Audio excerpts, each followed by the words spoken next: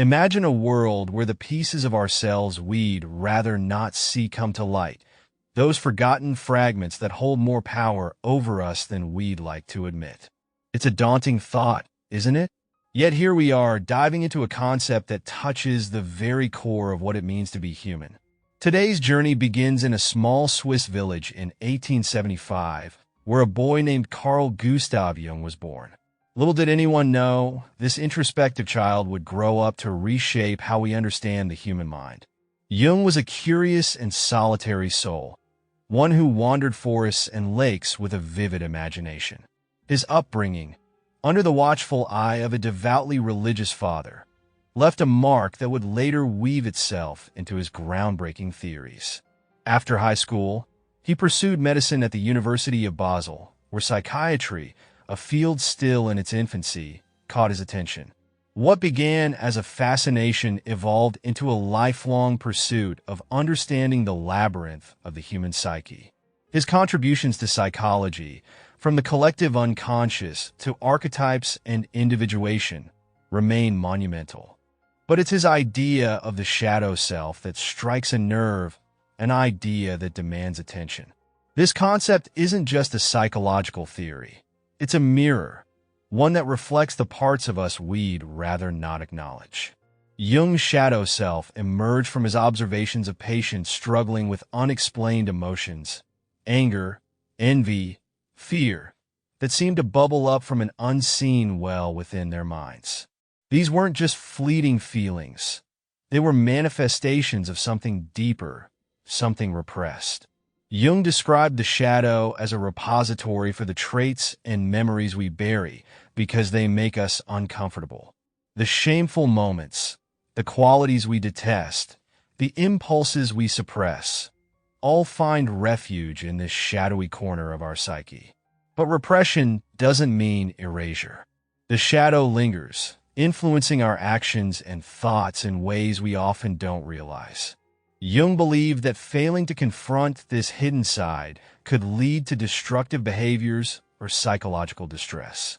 These buried aspects of ourselves demand attention, no matter how tightly we lock them away.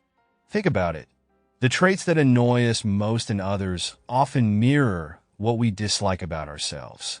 When someone's actions irritate you, it might just be a reflection of a behavior you've exhibited but haven't come to terms with. It's easier to criticize others than to face the discomfort of self-reflection.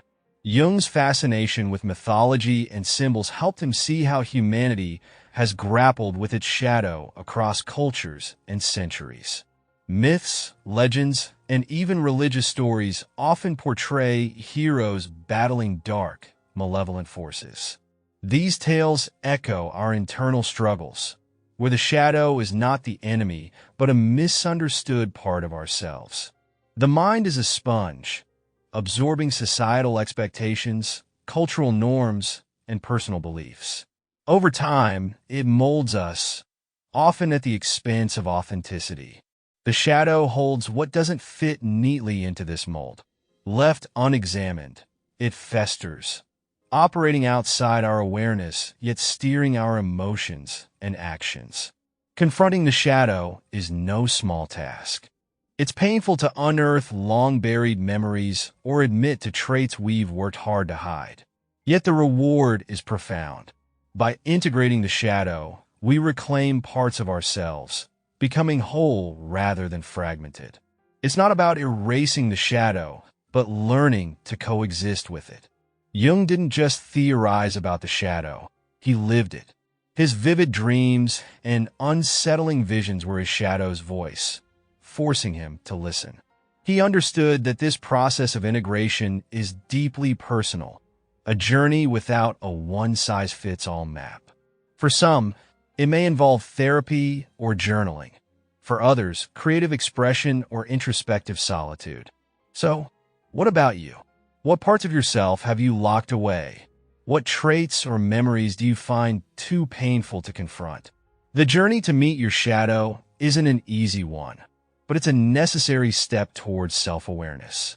Start small. Pay attention to what triggers you in others. Reflect on the emotions you push aside. Each step brings you closer to understanding and accepting the full spectrum of who you are. Because in the end, the shadow isn't your enemy. It's a part of you, waiting to be acknowledged, understood, and embraced. And while the path to integration may be steep, the view from the top, a clearer, more compassionate version of yourself, is worth every step. So, dare to ask yourself, what's hiding in your shadow?